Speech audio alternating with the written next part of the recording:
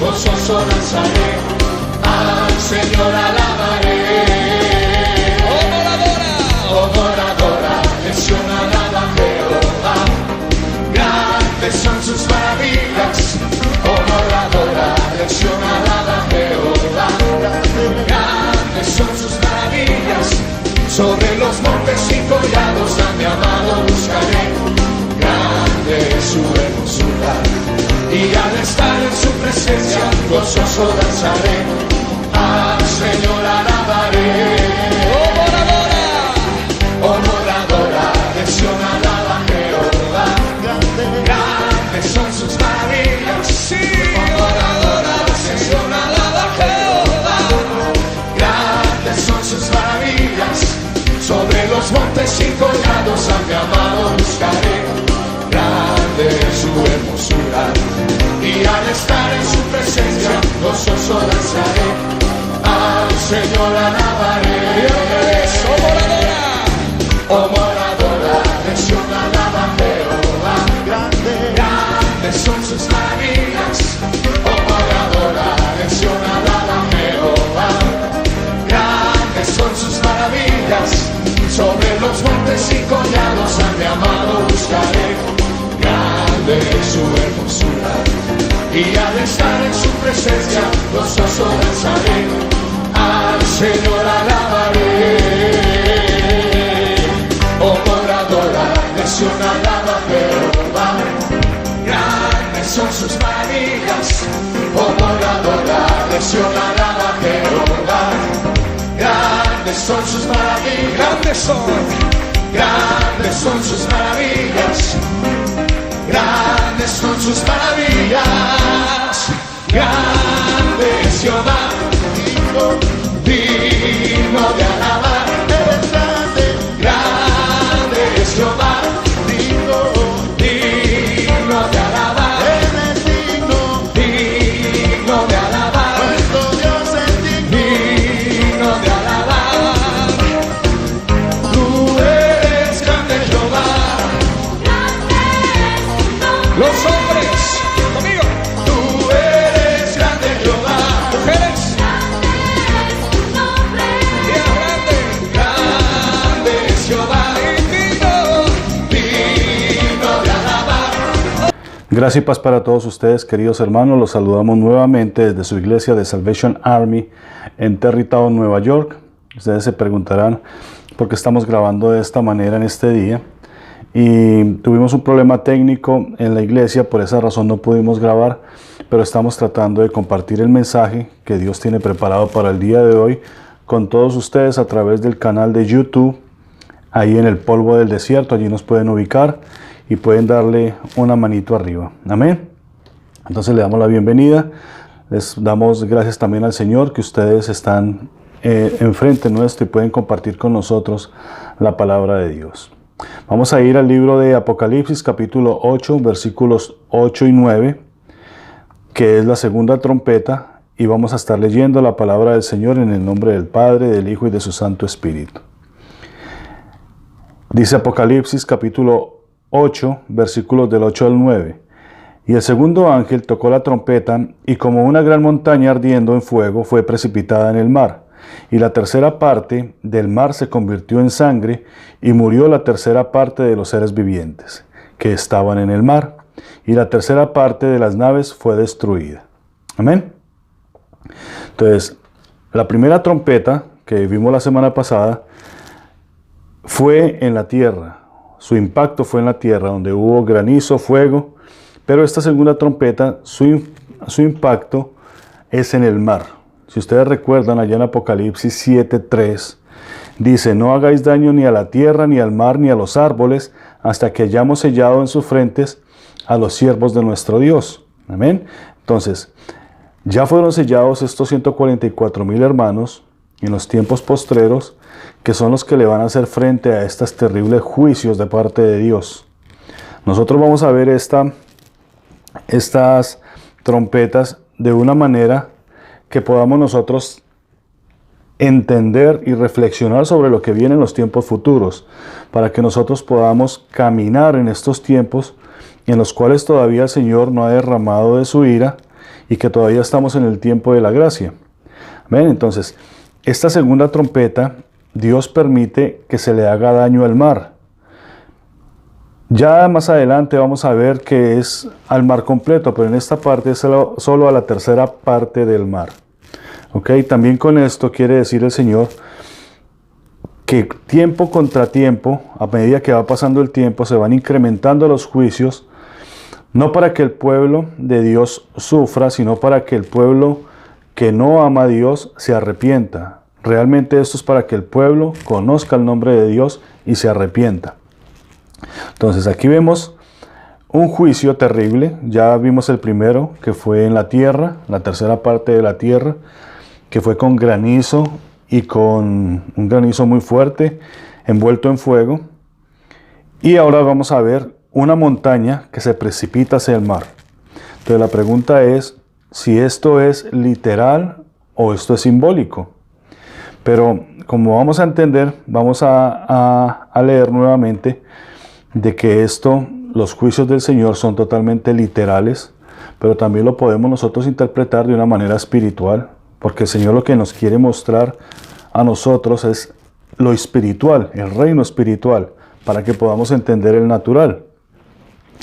Entonces dice, el segundo ángel tocó la trompeta y como una gran montaña ardiendo en fuego fue precipitada en el mar. Esa palabra y como una montaña nos está abriendo la oportunidad a interpretarlo de la manera literal y de la manera simbólica. Dice, y como una gran montaña. Es una semejanza. ¿Ven? Entonces dice, y murió la tercera parte de los seres vivientes y la tercera parte que estaban en el mar y la tercera parte de las naves fue destruida.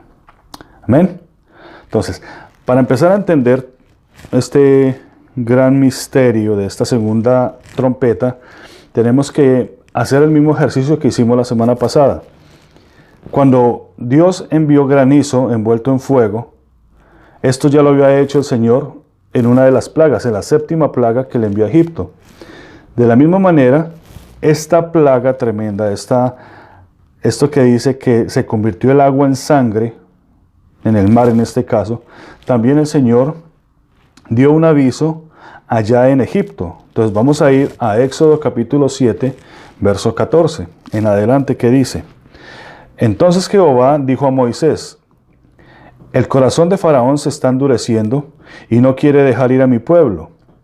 Ve por la mañana a Faraón y he aquí que él sale al río y tú ponte a la ribera delante de él y toma en tu mano la vara que se volvió culebra.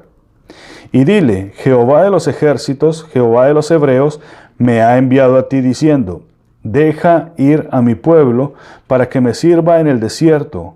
Y he aquí que hasta ahora no lo has querido oír. Así ha dicho Jehová, en esto conocerás que yo soy Jehová. He aquí, yo golpearé con la vara que tengo en mi mano el agua que está en el río y se convertirá en sangre. Y los peces que hay en el río morirán y hederá el río y los egipcios tendrán asco de beber el agua del río. Amén. Entonces mire lo que dice aquí. Y se convertirá en sangre y los egipcios tendrán asco de beber el agua del río. ¿Cuál era la razón de que los egipcios le tuvieran asco a esa agua del río? El río Nilo representaba para ellos un dios. ¿Ok? Ellos adoraban al río porque el río era el que les vertía las aguas para sus sembrados y para sus tipos de vida, y ellos lo catalogaban como un dios. ¿Ok? De hecho, si nosotros entramos un poco más profundo, nos vamos a dar de cuenta que realmente detrás del río Nilo había un dios, pero es un dios caído, un dios falso. Sin embargo, aquí dice el Señor, y los egipcios tendrán asco de beber el agua de este río. Para hacer una ilustración y podamos entender, es como todos aquellos que hemos salido de las iglesias paganas, de las iglesias tradicionales, de los ritos, de las sectas, y volteamos a mirar nosotros y vemos las imágenes y nos preguntamos, decimos, ¿realmente yo adoraba esto? Me da asco, me lo repugno, todo esto es falso, todo esto es mentira. De la misma manera el Señor aquí les muestra a ellos, dice, se convertirá en sangre lo que usted cree que es su Dios, y los egipcios tendrán asco de beber el agua del río. ¿Okay? Dice el verso 19, y dijo a Moisés, di a Aarón, toma tu vara y extiende tu mano sobre las aguas de Egipto, sobre sus ríos y sobre sus arroyos y sobre sus estanques y sobre todos sus depósitos de agua para que se conviertan en sangre y haya sangre por toda la región de Egipto, así en los vasos de madera como en los de piedra. Y Moisés y Aarón hicieron como Jehová lo mandó, y alzando la vara golpeó las aguas que habían en el río, en presencia de Faraón y de sus siervos, y todas las aguas que habían en el río se convirtieron en sangre. Asimismo los peces que habían en el río murieron, y el río se corrompió, tanto que los egipcios no podían beber de él, y hubo sangre por toda la tierra de Egipto. Los hechiceros de Egipto hicieron lo mismo con sus encantamientos, y el corazón de Faraón se endureció y no los escuchó como Jehová lo había dicho. Entonces, aquí hay algo tremendo, porque también los hechiceros de Egipto tuvieron este poder por medio de encantamientos para hacer lo mismo que hacía el Señor. Y como dice la palabra de Dios ahí en el mismo Éxodo, de esas 10 plagas que envió el Señor, por lo menos 3 estos hechiceros y encantadores pudieron repetirlas. ¿Ok? Entonces, dice, los hechiceros de Egipto hicieron lo mismo con sus encantamientos. Dice la palabra del Señor que cuando venga el hombre de pecado, el inicuo, va a venir con gran advenimiento, con poder, con grandes prodigios. ¿Ok? Así que hay que ponerle mucha atención a esto. Verso 23 dice, y Faraón se volvió a su casa y no dio atención tampoco a esto, y en todo Egipto hicieron pozos alrededor del río para beber, porque no podían beber de las aguas del río, y se cumplieron 7 días después de que Jehová hirió el río. Amén. Entonces aquí se nos describe un juicio de Dios sobre Egipto, pero Egipto representa a el mundo. Si ustedes se dan de cuenta, el mundo ahorita no está procurando la palabra de Dios, cada uno de ellos por medio de sus encantamientos, de su medicina, de sus programas educacionales, están tratando de dejar aparte a Dios. Es lo mismo que sucedió aquí en Egipto. Vamos a ver otros versículos más adelante, donde el Señor nos promete que estas maravillas que sucedieron en Egipto van a volver a suceder en el futuro. Dice Miqueas 7, 15, 16. Dice, yo les mostraré las maravillas como el día en que saliste de Egipto. Las naciones verán y se avergonzarán de todo su poderío, pondrán la mano sobre su boca, ensordecerán sus oídos. Entonces dice aquí Miqueas que el Señor va a mostrar las mismas maravillas que hizo en Egipto, pero ya no solamente Egipto las verá, sino todas las naciones, y se avergonzarán de su poderío. Pondrán la mano sobre su boca, así que se van a aterrorizar. Porque estas maravillas que hizo el Señor, en Apocalipsis nos las está diciendo, nos está revelando que las volverá a hacer, pero ya de una manera más grande, más amplia. ¿Ven? Isaías 11, 15, 16. Dice, y secará Jehová la lengua del mar de Egipto, y levantará su mano con poder de su espíritu sobre el río, y lo herirá en sus 7 brazos, y hará que pasen por él con sandalias. Y habrá camino para el remanente de su pueblo, el que quedó de Asiria, de la manera que lo hubo para Israel en el día que subió de la tierra de Egipto. Amén. Aquí vuelve el Señor y nos confirma, porque ya estamos en el tiempo de Isaías, e Isaías habla de que va a haber un remanente que va a volver de Asiria. ¿Qué es Asiria? Asiria, ¿se acuerda la semana pasada que dijimos que Asiria representaba a Irak y que Irak junto con Asiria son Babilonia? O sea que de Babilonia, de la gran Babilonia, del sistema babilónico mundial, el Señor tiene un remanente, y este remanente, voy a volver a leerlo, dice que el Señor secará el mar de Egipto. O sea, abrirá nuevamente el mar, y dice, Y secará Jehová la lengua del mar de Egipto, y levantará su mano con poder de su espíritu sobre el río, y lo herirá en sus 7 brazos, y hará que pasen por él con sandalias. Habrá camino para el remanente de su pueblo, el que quedó de Asiria, de la manera que lo hubo para Israel en el día que subió de la tierra de Egipto. ¿Ven? Entonces estamos viendo que el Señor va a traer a su pueblo. Éxodo capítulo 34:10 dice: He aquí yo hago pacto delante de todo tu pueblo. Haré maravillas que no han sido hechas en toda la tierra, ni en nación alguna, y verá todo el pueblo en medio del cual estás tú, la obra de Jehová, porque será cosa tremenda la que yo haré contigo. Amén. Y aquí le está hablando a Israel. Pero Israel en este momento no está en su tierra. En su tierra ahorita están solo 2 tribus. Está la tribu de Judá y la tribu de Benjamín. Pero hay 10 tribus que todavía están dispersas por las naciones. Entonces a estas 10 tribus es a las que se le habla de esta profecía. Amén. Cuando hay impedimento, hay plagas. Hay que entender que estas trompetas son en relación con todo el plan de Dios y con el propósito. Vamos a leer algunos versículos para que tengamos un poco más de fundamento bíblico. Dice Jeremías 23, 7, 8.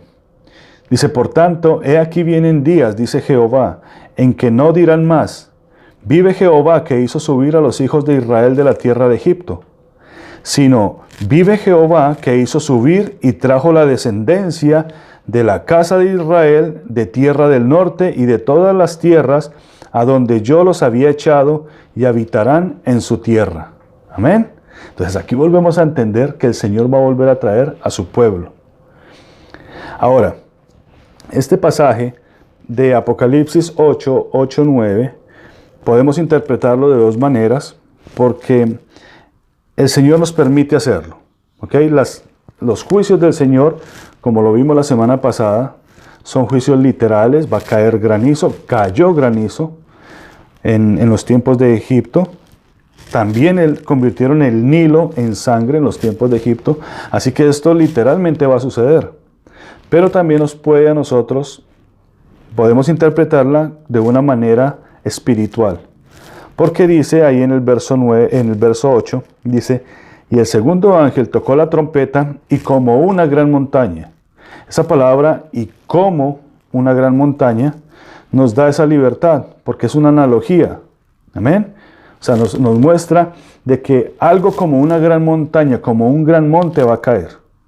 Entonces, tenemos esta libertad porque el Señor Jesús así lo practicaba. Jesús lo usaba constantemente cuando decía: y el reino de los cielos es semejante a...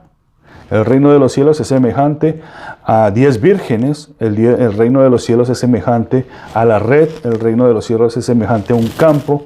¿Ok? Entonces tenemos esta libertad de poder interpretarlo. Gracias al Señor. Amén. Ahora, ya con esta libertad podemos preguntarnos cuál es la montaña más grande que existe. Porque aquí habla de una gran montaña. ¿Cuál será posiblemente esta montaña que Dios use para hacer este gran juicio? Increíblemente, pues tenemos siempre que mirar en los mapas y investigar un poquito y darnos de cuenta de que no hay muchas montañas cerca de la ribera de los mares. Las montañas más altas en el mundo, en este caso el Everest, están en medio de los Himalayas. Hay unas montañas muy altas en Sudamérica, pero están justo en medio de los Andes, en medio de las naciones. En Asia hay unas montañas muy grandes, pero están dentro, no están fuera. Hay algunos volcanes, porque cuando habla de montañas incandescentes, pues podemos figurarnos nosotros que son volcanes. Pero estos volcanes no dan el tamaño para hacer una gran montaña. Por ejemplo, los que hay en Cuba, en Hawái o en Filipinas. Hay una montaña que mide 5.720 metros sobre el nivel del mar y está justamente a la ribera del mar. Y esta montaña está ubicada en la nación de Colombia, más exactamente lo que se conoce como la Sierra Nevada de Santa Marta. ¿Ven? Allí, esta montaña, y no quiero ser dogmático con esto, porque las personas que estudian y que estudiaron todos estos fenómenos no lo dan así, pero si llegase a caer, o el Señor llegase a usar este tipo de montaña, pues lo más probable sería una montaña que está cerca del mar. Amén. Tenemos que comprobarlo, tenemos que por lo menos reflexionar sobre esto, si realmente pues puede ser esa montaña. Recuerden que todas las montañas en el globo terráqueo están llenas de fuego, en su mayoría son volcanes, pero pues vamos a permitir que el Señor nos hable. Amén. Yo tengo aquí un detalle que habla de la mitología griega, la mitología romana, egipcia, incluso la actual la comprueba, y es de una gran ciudad que estaba apostada sobre una gran montaña. Y esta ciudad fue, o este reino en este caso, fue lanzado al mar. Esta ciudad o esta montaña tremenda se llamaba la Atlántida. ¿Okay? Muchos de nosotros la hemos escuchado quizás en películas o quizás por documentales, pero algo muy importante es que esta ciudad sí existió. De esto lo comprueba Platón, 350 años antes de Cristo. Él dice realmente esta ciudad existió y existió en un lugar muy significativo para su época, porque esta ciudad estaba en las puertas de lo que se conoce hoy en día como el Salón de los Dioses. ¿Ok? Más exactamente, esta ubicación quedaba en el Atlántico, y a frente de ella estaban las puertas que dan hacia lo que se conoce como el Salón de los Dioses. ¿Cuál es esta puerta? Esta puerta se conoce como las puertas o las columnas de Hércules, que están en el estrecho de Gibraltar, lo que hoy es España, que divide España con África. De ahí hacia adentro está el mar Mediterráneo, y a las riberas de ese mar Mediterráneo hay por lo menos 7 reinos, ¿ok? O que existieron en algún momento. Estamos hablando del reino de España, del reino de Francia, del reino de Italia, Grecia, del reino de Siria, el reino egipcio y el reino etíope. ¿Ok? Por lo menos son 7 que podemos nosotros nombrar acá. Lo que yo quiero decirles a ustedes es la ubicación donde estaba Atlantis. Y esta Atlántida estaba justamente en las puertas de este lugar, y por un juicio que se le dio, porque esto es de la mitología griega, esta ciudad fue tirada al mar, ¿okay? Fue arrojada al mar. Hubo un gran cataclismo, de eso están los escritos ahí, por lo menos Platón lo nombra, y hay una serie de otros escritos que también hablan de ello. Tenemos por lo menos 2 testigos que nos comprueban de que esto estaba allá, en el Atlántico, en el Océano Atlántico, a la entrada del estrecho de Gibraltar. Uno de esos testigos es lo que se conoce hoy como el Triángulo de las Bermudas, que es un lugar donde hay una actividad electromagnética muy interesante, muy importante. Se pierden naves, se caen aviones, todo este tipo de cosas sucede en ese lugar.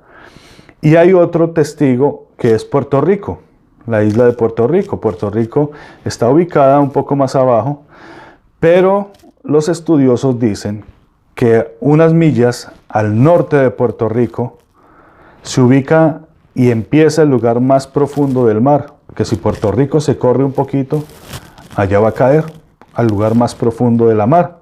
Entonces, entendiendo estos 2 testigos, que yo los nombré así, podemos entender que allá en el fondo de ese mar Atlántico reposa lo que la mitología habla del Atlantis.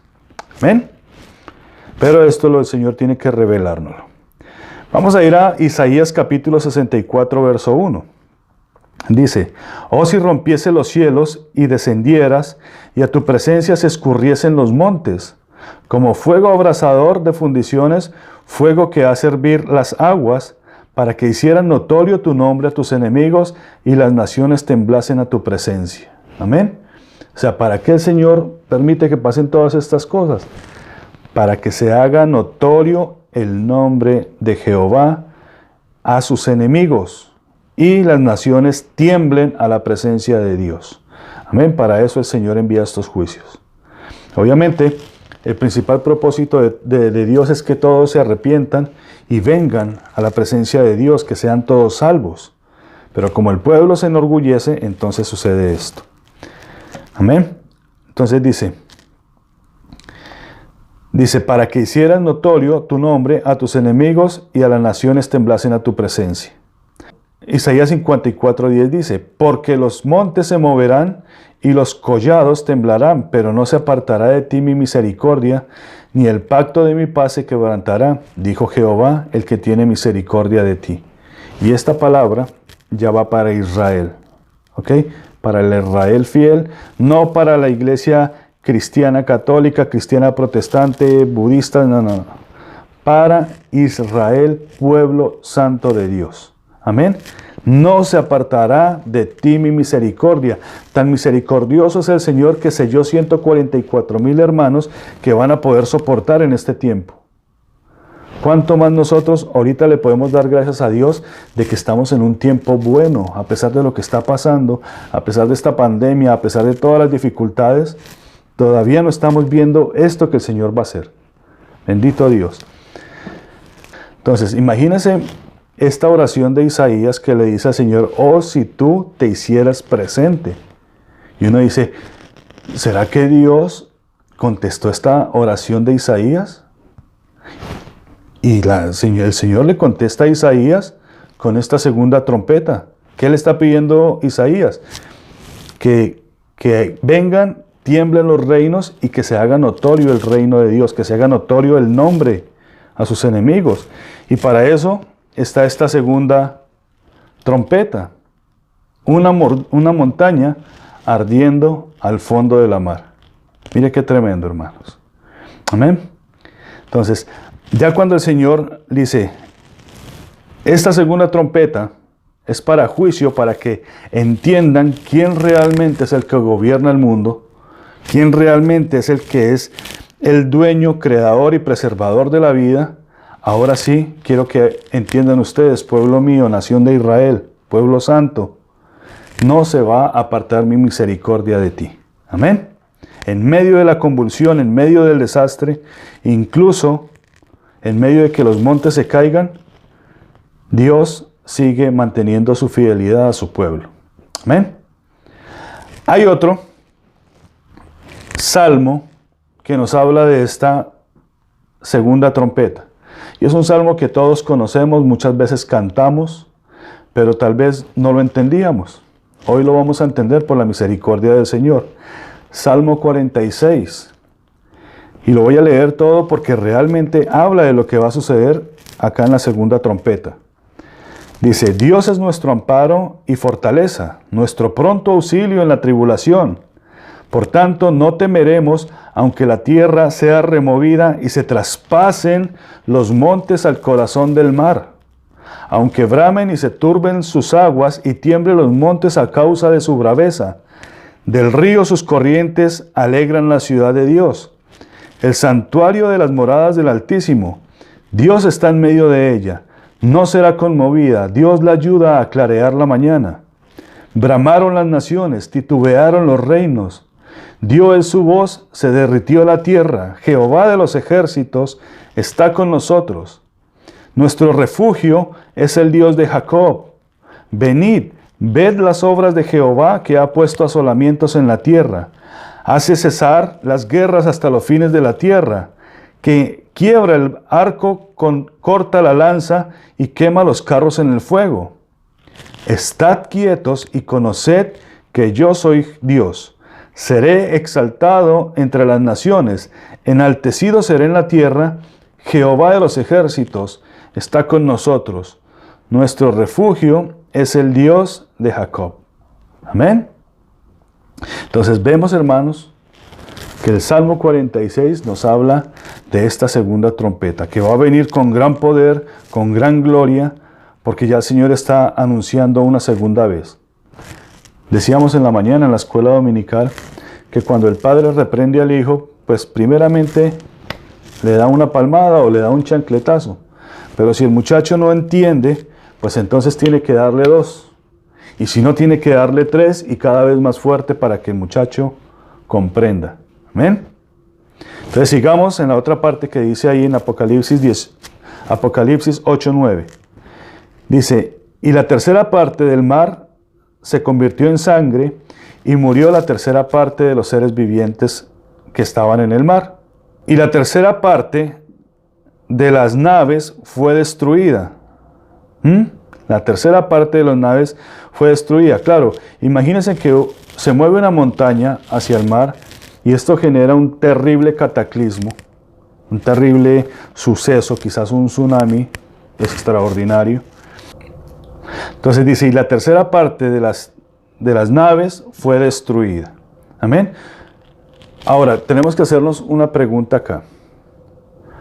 ¿Cuál será ese mar? Porque realmente existen varios mares. Está el mar Egeo, está el mar Rojo, está el mar Mediterráneo, está el mar Adriático, está el océano Atlántico, está el océano Pacífico. Tiene que haber un lugar donde esto va a suceder, que esta montaña va a caer. Y el Señor a nosotros nos lo revela, así como nos reveló la semana pasada dónde es que va a caer este terrible granizo. Así, porque ¿qué dice la palabra del Señor? Porque el Señor a sus siervos, los profetas, les revela lo que ha de acontecer. Entonces vamos a ver en qué lugar, porque tenemos que comprobarlo bíblicamente, el lugar donde el Señor va a ejecutar este juicio. Entonces vamos a ir a Isaías capítulo 2, verso 11-17. Dice, la altivez de los ojos del hombre será abatida, la soberbia de los hombres será humillada, y Jehová solo será exaltado en aquel día. Porque día de Jehová de los ejércitos vendrá sobre todo soberbio y altivo, sobre todo enaltecido y será abatido, sobre todos los cedros del Líbano, altos y erguidos, y sobre todas las encinas de Basán, sobre todos los montes altos y sobre todos los collados elevados, sobre toda torre alta y sobre todo muro fuerte. Amén. Entonces aquí está hablando de montes porque los montes representan reinos. Dice el 16, y este es nuestro versículo. Dice, y sobre todas las naves de Tarsis y sobre todas las pinturas preciadas. La altivez del hombre será abatida y la soberbia de los hombres será humillada y solo Jehová será exaltado en aquel día. Amén, así como le decían a Faraón, para esto te puse, para que mi nombre sea conocido en la tierra. Tú no eres nada, Faraón, tú no eres nada. Lo hice para que mi nombre sea conocido en la tierra. Amén. Entonces, aquí está hablando de las naves de Tarsis. ¿Ok? ¿Quién es Tarsis? ¿O dónde estaba Tarsis? Tenemos que hacerle esa pregunta al profeta Jonás. Porque el profeta Jonás dice que Dios lo mandó a predicar a una nación que se llamaba Nínive, pero en vez de irse para Nínive, dice que él se fue a donde estaban los puertos, pagó con su dinero un pasaje con rumbo a Tarsis. ¿Okay? También el apóstol Pablo dice que llegó por allá hasta Tarsis. Tarsis pertenecía a una provincia fenicia, ¿okay? A la que ellos llamaban Tarseos o Tarteseos. Y esta provincia era lo que se conocía en aquel tiempo, en el tiempo del profeta, como el lugar más remoto, el lugar más alejado de lo que se conocía del occidente. Esta Tarsis es lo que es hoy en día España. Amén. Y Tarsis abarca lo que es Portugal, lo que es Inglaterra y parte de Alemania. Eso es Tarsis, ese pedazo es Tarsis. ¿Ok? Entonces, dice que va a destruir y va a traer juicio sobre todas las naves de Tarsis. ¿Ok? Si nosotros somos un poco cautelosos, nos vamos a dar de cuenta de que ¿quién descubrió a América? Pues a América lo descubrieron los españoles, los portugueses y los ingleses, ¿cierto? Entonces, en la mayoría de nuestra América, todos estos lugares o países que hoy son identificados, Colombia, Argentina, Perú, México, fueron conquistados por Tarsis. Así que nosotros hacemos parte de Tarsis. ¿Ok? Así que ya estamos nosotros como que en ese meollo, y en medio de nosotros es donde va a caer este gran monte. Amén. Ahora, ¿cuál es otro de los asuntos? Porque dice que las que van a ser destruidas son las naves. Ahora, si nosotros entendemos que las naves son las que transportan, traen mercancía, llevan mercancía, los cruceros, los navíos, naves militares, todo este tipo de cosas, ¿dónde es el sector donde la mayoría de este reino va a veranear? Pues son en todas las islas caribeñas, las Bahamas, Jamaica, Cuba, República Dominicana, Puerto Rico, etcétera, porque son miles y miles de islas. Entonces va a venir algo tremendo sobre este lugar, porque resulta de que el Señor dice, voy a enviar como una montaña, dice el apóstol Juan, esto es como una montaña envuelta en fuego, y el Señor la precipitó en el mar, y la tercera parte se convirtió en sangre, porque la tercera parte estaba poblada. Entonces se dan de cuenta de que, no por ser nosotros dogmáticos, pero parece que si se cayera el monte de la Sierra Nevada de Santa Marta, si fuera conmovida, al medio del mar se levantaría un gran cataclismo, quizás un tsunami tremendo, y se llevaría por delante todo este tipo de islas o de civilización, así como quizás en algún otro tiempo lo fue la Atlántida. Amén. Entonces, hay un sentido simbólico y hay un sentido espiritual. Voy a volver a leer el versículo para que nosotros volvamos a encuadrarnos en lo que realmente es el mensaje de hoy. Porque hoy tiene que caer un monte. Ese monte envuelto en llamas es el que tenemos que nosotros identificar, el cual va a caer en el mar. Dice Apocalipsis 8:9. Dice, y el segundo ángel tocó la trompeta, y como una gran montaña ardiendo en el fuego fue precipitada en el mar, y la tercera parte del mar se convirtió en sangre, y murió la tercera parte de los seres vivientes que estaban en el mar. Amén. Cuando nosotros vimos los 4 primeros sellos, siempre nos daban la introducción o soltaban estos caballos 4 seres vivientes, porque dijimos que lo podemos interpretar espiritualmente. Dice, el primer sello, vino un primer ser viviente que tenía a semejanza de león, el segundo ser viviente a semejanza de cordero, el tercer ser viviente a semejanza de hombre y el cuarto de águila. Y también hablamos en su momento de que estos seres vivientes se llamaban querubines. ¿Amén?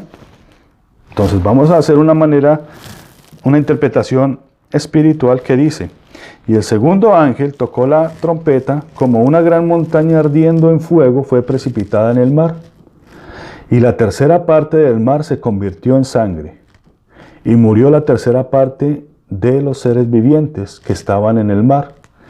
El mar es representado por muchedumbres, ahorita vamos a leer unos versículos, pero dice que la tercera parte de los seres vivientes que estaban en el mar. ¿Amén?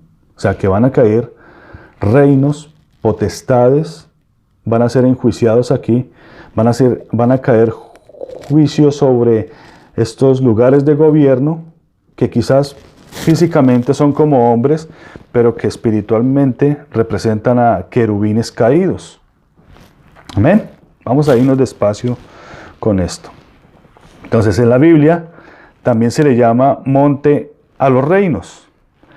Hay 2 montes, por ejemplo, que nosotros en el Espíritu subimos a adorar, que es el monte de Sión, que físicamente está en Jerusalén, que es el monte donde el Señor subía. Amén. Pero hay otro monte también en Israel, que también se le llama Sión.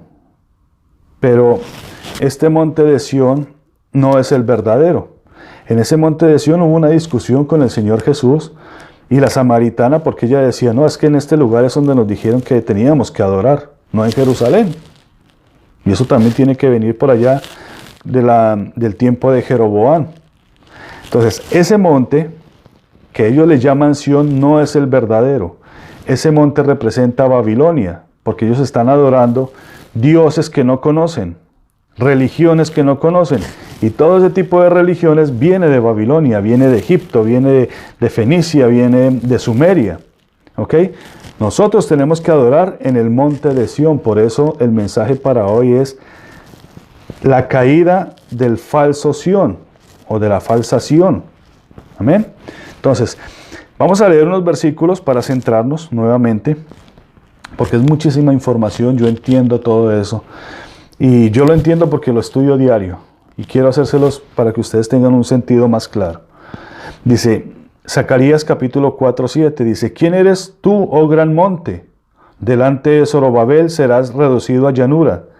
Él sacará la primera piedra con aclamaciones de gracia y gracia a ella. Zorobabel representa al Señor Jesucristo.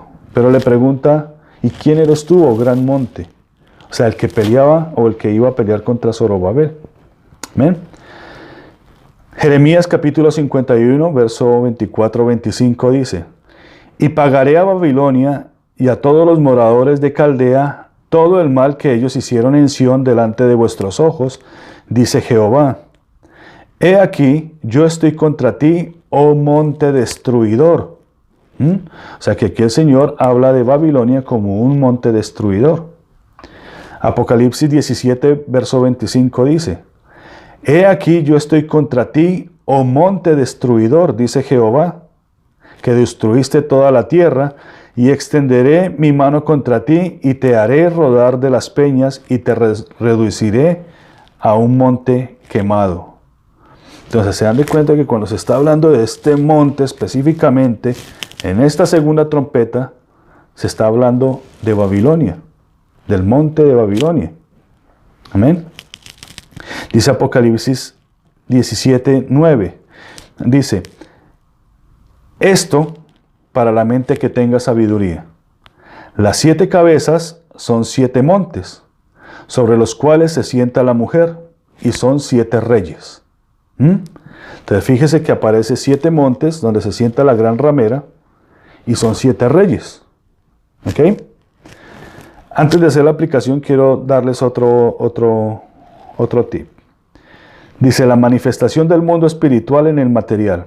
Acuérdese de que el dragón tenía 7 cabezas y que la bestia también tenía 7 cabezas. El dragón lo ve el apóstol Juan, ahí en Apocalipsis. Dios le muestra un dragón con 7 cabezas, pero a Daniel también le muestran una bestia. ¿Ok? Una bestia, y esta bestia representaba ciertos imperios.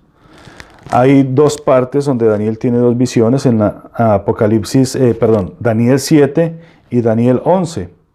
Allá en Daniel 4 también Dios le muestra una imagen a Nabucodonosor, que es una imagen con la cabeza de oro, el cuerpo de plata, la cintura de bronce, los pies de hierro, y le dice que uno representa a Babilonia, el que sigue representa a Persia y el que sigue representa a Grecia.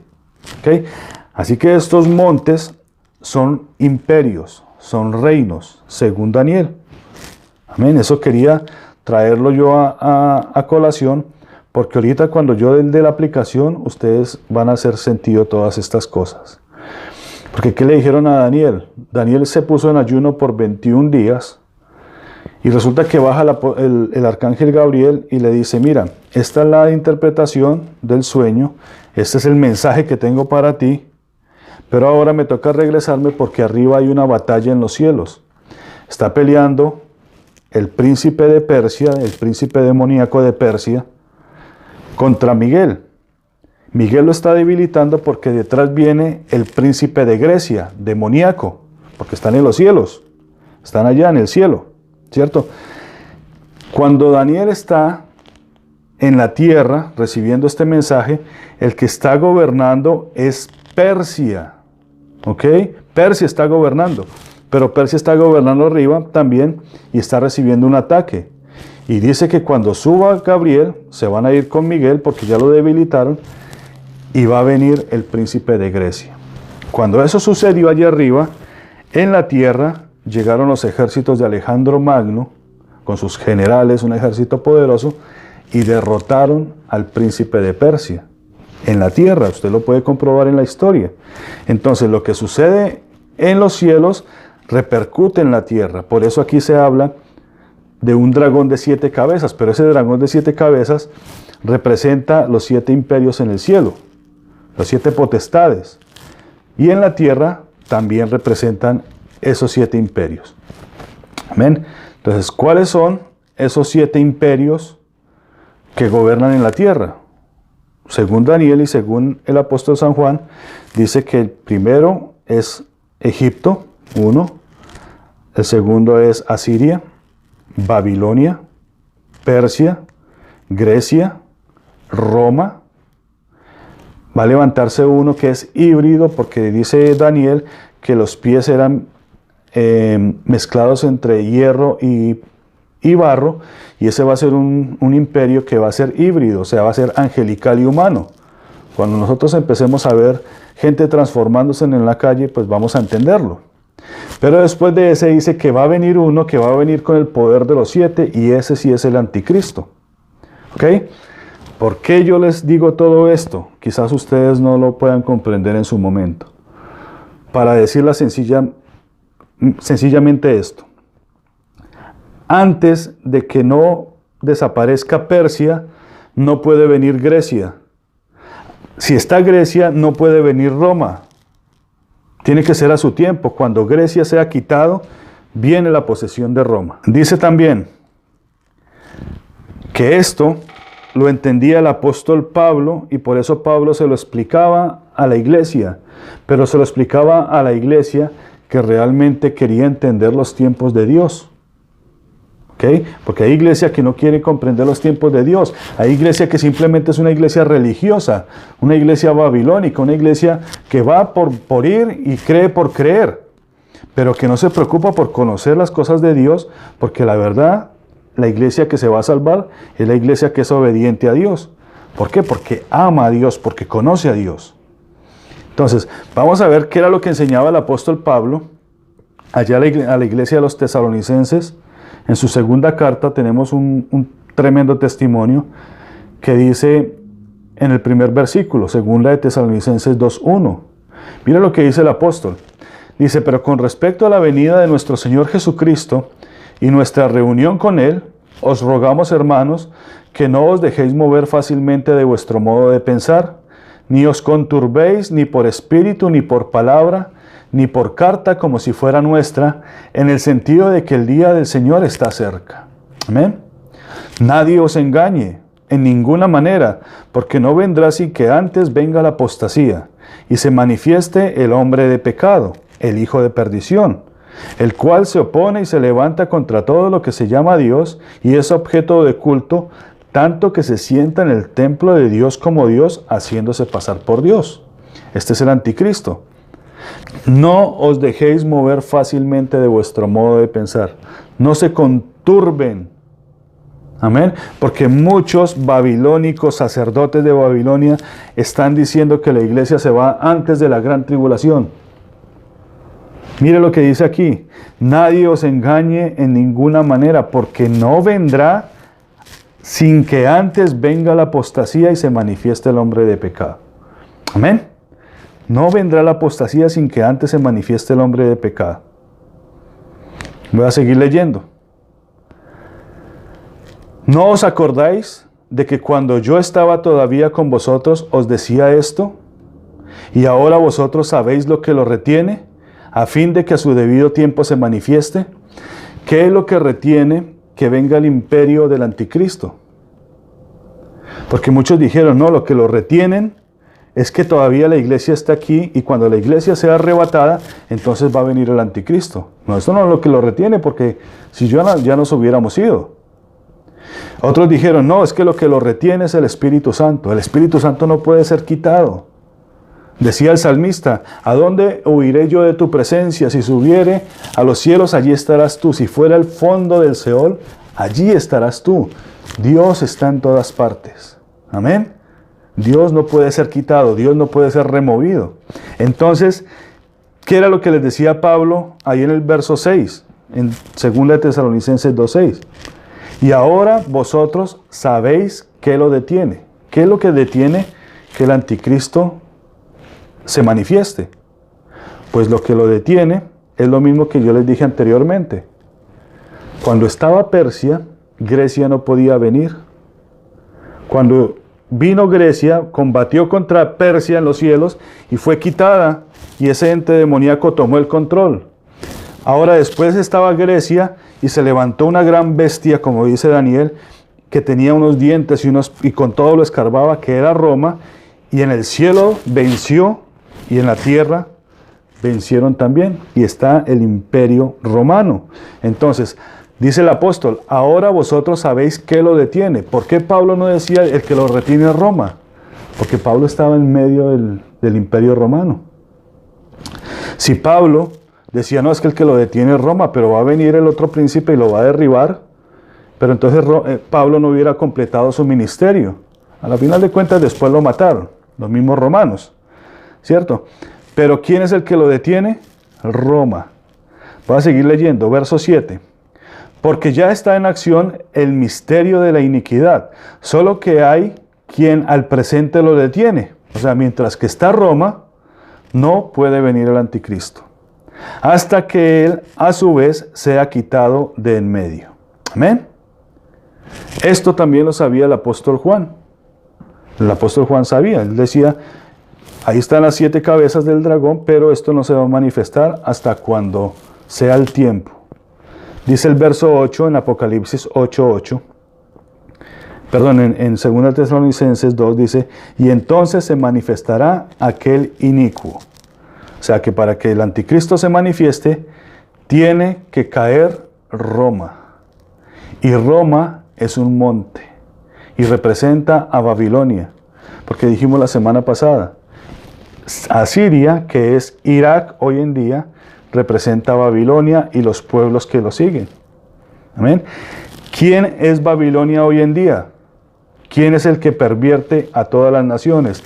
¿Quién es el que maneja todos los mercados? ¿Quién es el que maneja todas las religiones? Roma. Roma es Babilonia hoy en día. Amén. Apocalipsis capítulo 17, verso 15, dice, esto para el que tenga inteligencia, dice el Señor, dice, me dijo también, ahí está, las aguas que has visto donde la ramera se sienta. ¿Quién es la ramera? Babilonia. Jezabel la ramera. Dice, las aguas que has visto donde la ramera se sienta son pueblos, muchedumbres, naciones y lenguas. Amén. Aquí está el mar físico. Son pueblos. Dice, y los 10 cuernos que viste en la bestia, estos aborrecen a la ramera. Y la dejarán desolada y desnuda, y devorarán sus carnes, y la quemarán con fuego. Porque Dios ha puesto en sus corazones el ejecutar lo que Él quiso, ponerse de acuerdo, y dar su reino a la bestia, hasta que se cumplan las palabras de Dios. Y la mujer que has visto es la gran ciudad que reina sobre los reyes de la tierra. Amén. Ahí está todo. ¿Cuál es esta mujer que has visto sobre la bestia? La ciudad que reina sobre los reyes de la tierra. Y cada príncipe, cada querubín caído, tiene que ir a rendir sus tributos a Roma, gústele o no, porque ella es la que gobierna. Todavía está el César ahí. ¿Ok? Entonces, dice Apocalipsis 17 que esta va a ser derribada y va a ser quemada. Y que cuando ésta sea derribada y quemada por su mismo, porque de ahí salen 10 cuernos de ese mismo lugar, entonces se va a levantar el anticristo. Pero ¿quién es el que detiene al anticristo? Roma. Amén. Entonces, la gran ramera es Roma. Por eso decíamos nosotros, podemos interpretarlo de una manera literal, lo podemos interpretar también de una manera espiritual. El Señor nos muestra las cosas espirituales para que entendamos que cuando venga el juicio, viene por esta razón. Su pueblo está siendo objeto, preso de esta Babilonia. La mayoría de nosotros estamos en medio de Babilonia. Estamos como Daniel. Daniel oraba, pero Daniel ¿dónde estaba? Primero estaba en Babilonia y luego estuvo con Persia, cuando Persia derrotó a Babilonia. ¿Verdad? Entonces, qué increíble, hermanos, que cuando en el Éxodo los hechiceros, dice que al menos 3 veces hicieron los milagros que Dios le mandó a Moisés y Aarón a hacer. El primero fue la culebra, ellos también volvieron las varas en culebra. El segundo fue el agua en sangre y el tercero fueron las ranas. O sea que ellos también tenían poder. Lo que quiere decir que estos reyes mundiales, estos príncipes que están confabulados con Babilonia, también tienen poder. No tengo tiempo para desarrollarlo, pero por lo menos le voy a decir uno. La serpiente es el símbolo de la medicina. Y la medicina ahorita tiene el poder de curar. Ellos convirtieron también sus varas en serpiente, así como lo hizo Moisés y Aarón. Y dice que la serpiente de Moisés y Aarón se comió a las otras 3, pero ellos también hicieron ese prodigio. Por eso decía yo al principio que cuando venga el inicuo, el anticristo, va a venir con grandes maravillas, con prodigios, con cosas tremendas. Tal es así que muchos se irán con él. Mire qué tremendo. Amén. Entonces, ¿quiénes son los que hacen estas maravillas en el día de hoy? Pues estos mismos. ¿Quiénes están en los lugares de gobierno alrededor del gran mar que representan pueblos y naciones? ¿Quiénes son los que están allí? Yo les mostré a ustedes una puerta que se llama la puerta de Hércules en el estrecho de Gibraltar. Y si ustedes entran por el mar Mediterráneo, a todas las orillas de ese mar Mediterráneo está Tarsis, está Francia, está Italia, está Grecia, está Siria, está Egipto y está Etiopía. 7 montes alrededor del gran mar. También la ciudad de Roma está sentada sobre 7 montes. Entonces, ¿quién es Babilonia? Pues es Roma. ¿Qué va a pasar cuando se tire ese gran monte como envuelto en llamas al gran mar? Pues van a ser destruidos todos los mercaderes de la tierra y se van a lamentar. Eso lo vamos a ver más adelante. Amén. Dice, sobre ellos viene una gran montaña envuelta en fuego, que será echada al mar, y como pasó con los reinos antiguos, así sucederá. Y Dios, el Rey de Gloria, el justo y verdadero, juzgará a ese gran monte que se ensoberbeció contra él, y será humillada y consumida en fuego, como la Atlántida, que ahora está en el fondo del mar. Que Dios nos ayude, hermanos, y que nosotros podamos decir, como decía Jeremías, allá en Jeremías capítulo 10, 24. Repréndeme, oh Jehová, con tu justicia, no con tu ira, no sea que me reduzcas a la nada. Repréndeme con tu justicia, Señor. Ayúdame, Señor, a apartarme de Babilonia.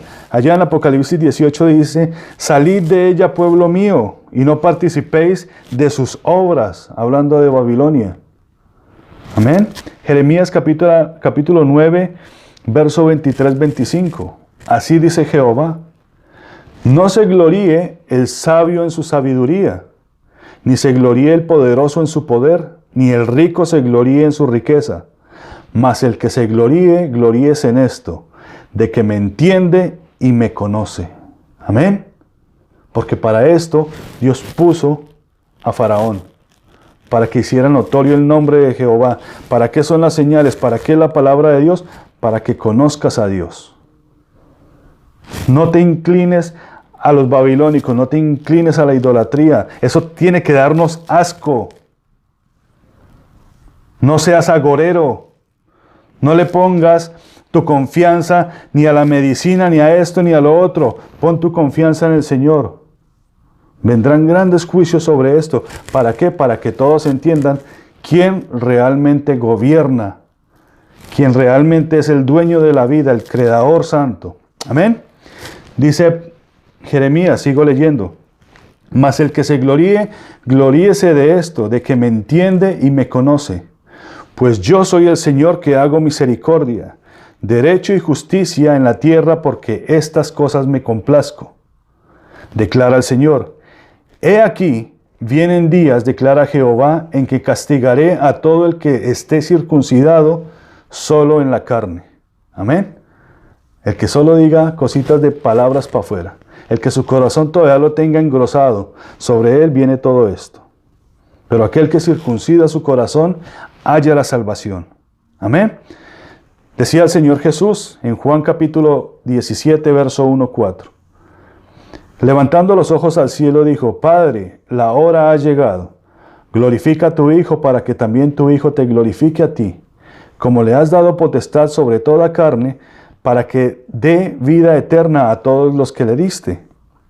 Y esta es la vida eterna, que te conozcan a ti, el único Dios verdadero, y a Jesucristo a quien has enviado.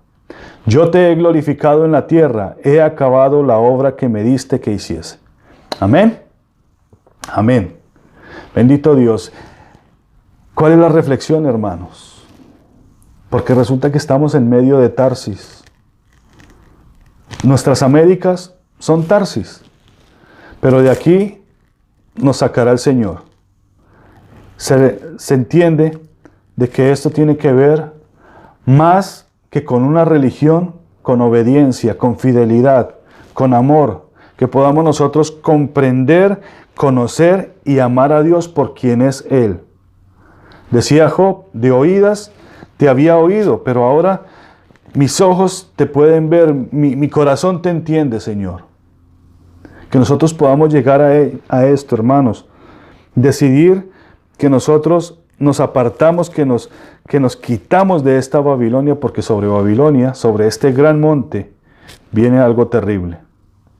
Ahorita están cantando victoria, ahorita están felices, pero no saben lo que les espera. En esta nación ya vino un Ciro, vino un rey e hizo el trabajo que Dios le dijo que hiciese. Pero es evidente que algo tremendo sucedió en los cielos. Un poder más fuerte derrotó al poder que estaba aquí, en este lugar. ¿Qué va a hacer el Señor con este tiempo? Tenemos que andar en sabiduría de Dios para conocer el tiempo. ¿Y quiénes conocen los tiempos? Pues el Señor nos dice en su palabra que Él les revela todos sus misterios a sus profetas. Pues nosotros tenemos que conocer y entender los caminos del Señor. ¿Qué va a pasar este año con este planeta, con este mundo, con esta nación, con nuestras Américas? Pues tenemos que ser obedientes al Señor. En esto me conocerán. ¿En qué? En que ustedes practican la verdad, aman la misericordia y caminan humildemente delante de su Dios. Amén. Que Dios los bendiga y que Dios los guarde. Señor, te damos gracias, mi Dios, por este tiempo. Te pedimos, Padre Santo, que nos des, mi Dios, la oportunidad de poder comprender más tu palabra. Sabemos, Señor, que cosas grandes, terribles van a venir sobre esta tierra, mi Dios, pero como pueblo tuyo, Señor, como ovejas de tu prado, sabemos que tú vas a abrir un camino, mi Dios, para que todos nosotros podamos llegar a nuestra heredad, a nuestra tierra, y que tú, Señor, nos estás llamando desde los confines, mi Dios. Te rogamos, Padre, por nuestras familias, te rogamos por nuestros hijos, te rogamos, Señor, por todos aquellos que no te conocen, mi Dios, que tengan misericordia. Como decía Jeremías, Señor, júzgame con tu justicia, mi Dios. Tus juicios son fieles, son justos, son santos, mi Dios, pero no con tu ira, mi Dios. Oh tú, ¿quién podrá estar delante de ti? Ayúdanos, Señor, cada día a hacerte fiel. Ayúdanos a apartarnos, Señor, de todos estos lugares donde, Señor, se practica todo este tipo de idolatría. Ayúdanos, Señor, a buscar el camino correcto y caminar contigo, Señor, para hallar la paz, para hallar, Señor, la esperanza. Gracias te damos, mi Dios, por este tiempo, en el nombre de Jesús.